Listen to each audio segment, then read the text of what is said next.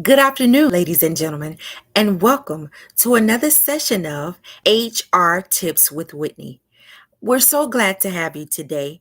And of course, our message is always to equip you, to teach you, to help you to equip and to teach others. The more you know, the more you grow. Today's topic is going to be about employee engagement.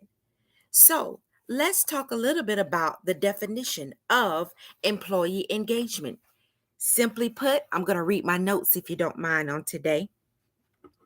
Employee engagement is defined as the degree to which employees invest themselves, their cognitive, their emotional, and their behavioral energies toward positive organizational outcomes. And of course, those positive outcomes that includes productivity, which is what we want from all of our employees.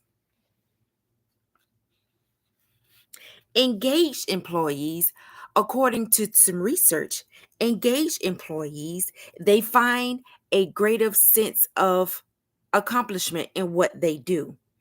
Also, they see a greater connection, a connectedness in what they do and their strengths and who they are and what they bring to the organization. And also, engaged employees, they look for opportunities to learn and to grow. And of course, when someone is learning and growing, then they are a better version of themselves, and possibly for the organization. Also, statistics talk about 70% of American employees are disengaged. I thought that this was a startling statistic. What are the other 30% doing? Are they engaged? Are they seeing increased productivity? Are they a better version of themselves and for the organization? Simply put, I thought of two little equations. Disengagement equals lack of productivity, but engagement equals increased productivity. Some of the things that we can do as managers, we can encourage our employees, of course, always to be the best version of themselves. But I'm going to look at my notes at a few things. We can encourage our employees to come up with ideas that are in connection to the objectives and the goals that we have as an organization.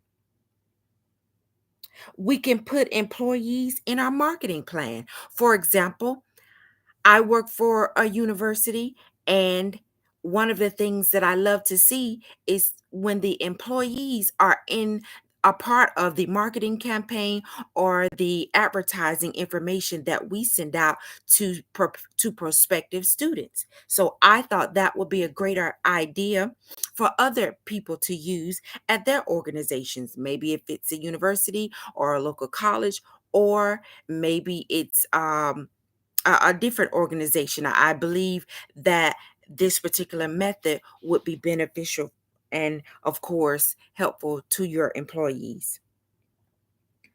Or we could do an annual company picnic. Of course, an annual company picnic will allow families and friends of the organization to come together and promote a cohesiveness, a togetherness, and a family oriented atmosphere.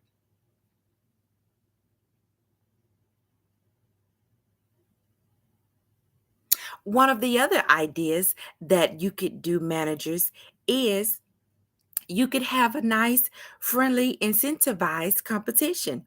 For example, maybe in your particular state, let's say if you live in Georgia, you could say, let's walk across Georgia. So, what would happen is uh, there could be teams, and each week, the prospective team can um, display the number of miles that they've walked for the week. And so each team, of course, the idea is to promote some camaraderie, healthy team building, and overall health. It could help the employees, and it could just be provide a nice atmosphere of competition.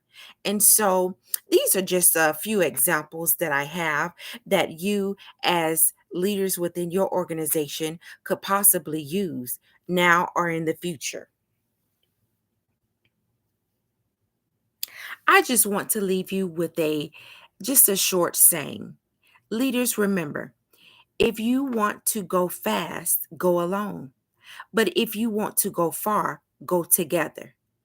Inevitably, it's about the employees of our organizations working together and being their best selves for themselves.